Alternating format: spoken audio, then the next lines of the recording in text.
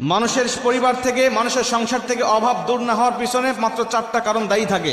আপনার সংসারে যদি অভাব লেগে থাকে, আপনি দেখেন আপনার সংসারের মধ্যে 4টা কারণ আছে কিনা। যদি এই 4টা কারণ আপনার অভাবে আপনার সংসারের মধ্যে থেকে থাকে, তাহলে ভেবে নেবেন যে আপনার সংসারে অভাবের পিছনে আপনি নিজে দায়ী। তার মধ্যে প্রথম নম্বর কারণ হলো ওই সংসারের মানুষেরা আল্লাহর শুকরিয়া আদায় না করা। আল্লাহ পাকের শুকরিয়া আদায় করে আল্লাহ পাক বলেন, লা ইন শাকারতুম লা আযীদান্নাকুম ওয়া লা ইন কাফারতুম ইন্না আযাবি লাশাদীদ। যে ব্যক্তি আমার শুকরিয়া আদায় করে, আমি আল্লাহ পাক তার নিয়ামতকে বাড়িয়ে দেই। আল্লাহ পাক বলেন, যারা নিয়ামতের শুকরিয়া আদায় করে, তাকে যে কম পজিশনে রেখে দিয়েছি আমি, তার একদম দেওয়ালে পিঠ থেকে গেছে, তাকে রক্ষা করার মতো কিচ্ছু নাই। এক ওয়াক্ত খাইছে, আরেক ওয়াক্ত খাওয়ার মতো কিছু নাই। তারপরে ওই এক ওয়াক্ত খেয়ে আমার রবের প্রতি শুকরিয়া আদায় করেছে, আমি আল্লাহ পাক তার নিয়ামতকে বাড়িয়ে দিয়ে সুখময় জীবন দান করে দেই।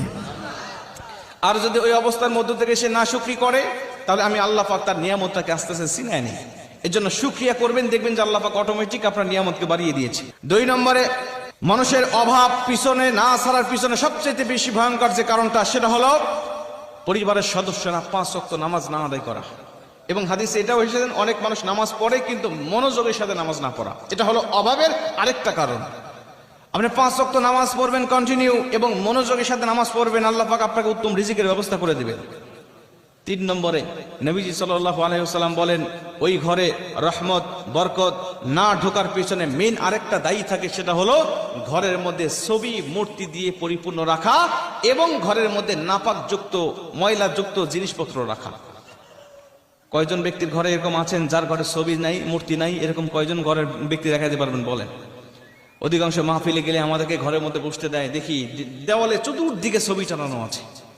নিজের ছবি, বাবার ছবি, দাদার ছবি, 14 পুরুষের ছবি টানানো আছে, নেতার ছবি, পশু পাখির ছবি, বিভিন্ন ছবিগুলো টানিয়ে রেখেছেন ঘরের মধ্যে। নবীজি বলছেন, যে ঘরে ছবি মূর্তি থাকে ওই ঘরে রহমতের ফেরেশতা প্রবেশ করে না। আর রহমতের ঘরের ফেরেশতা থেকে যে ঘরটা শূন্য, ওই ঘরের মানুষেরা কখনো রিজিকের অভাব থেকে কখনো মুক্ত হতে পারে না। জোরে কর নাউজুবিল্লাহ। এই জন্য যার ঘরে ছবি মূর্তি আছে, আজকে মাহফিল থেকে যাওয়ার পরে প্রথম নম্বর আমল হবে আপনার ঘর থেকে ছবি মূর্তি নামিয়ে ফেলবেন। রাজি আছেন তো ইনশাআল্লাহ? 4 নম্বরে নবীজি বলেন, ওই ঘর থেকে অভাব দূর না হওয়ার পিছনে মেইন যে কারণটা, সেটা হলো ঘরের মানুষেরা মিথ্যা কথা বলা, মিথ্যার চর্চা করা। আমরা মিথ্যা ছেড়ে দেবো ইনশাআল্লাহ। নবীজি বলেন, সাহাবীরা জিজ্ঞাসা করলেন, ইয়া রাসূলুল্লাহ, কোনো বখিল কি কখনো মুমিন হতে পারে? নবীজি বলছে, হ্যাঁ, বখিলও মুমিন হতে পারে। আবার সাহাবীরা প্রশ্ন করলেন, ইয়া রাসূলুল্লাহ, কোনো কাপুরুষ কি মুমিন হতে পারে? নবীজি বলছে, হ্যাঁ, কাপুরুষও মুমিন হতে পারে। সাহাবীরা আবার প্রশ্ন করলেন, ইয়া রাসূলুল্লাহ, কোনো কাযযাব মিথ্যাবাদী কি কখনো মুমিন হতে পারে? নবীজি বলছেন, ক্বালা লা, কখনো নয়, কোনো মিথ্যাবাদী কখনো মুমিন নয়। কারণ যখন কোনো ব্যক্তি মুমিন মিথ্যা বলে, তখন তার নামটা মুমিনের খাতা থেকে কাটা হয়ে যায়।